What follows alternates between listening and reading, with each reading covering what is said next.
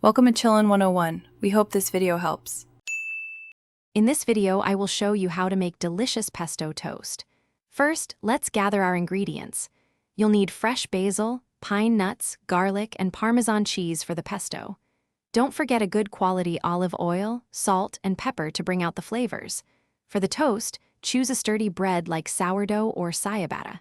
Having everything prepped makes the process smooth and enjoyable. Now, let's make that vibrant pesto. In a food processor, combine your fresh basil, toasted pine nuts, garlic cloves, and grated Parmesan cheese. Pulse these ingredients a few times until they start to break down. Then, with the processor running, slowly drizzle in about 1/2 cup of good quality olive oil. Continue blending until you achieve a smooth, yet slightly chunky, consistency. Finish by seasoning with salt and freshly ground black pepper to taste. With your pesto ready, it's time to prepare the toast. You can use a toaster, a pan, or even a broiler to get your bread perfectly golden brown and crisp.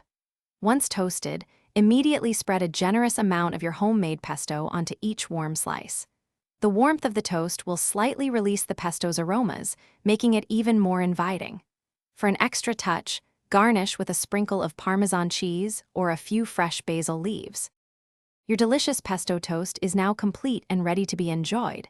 Serve it immediately to experience the perfect combination of crisp toast and fresh, aromatic pesto. This versatile snack pairs wonderfully with a light soup, a fresh salad, or even alongside some scrambled eggs for a hearty breakfast. It's a simple yet incredibly satisfying treat.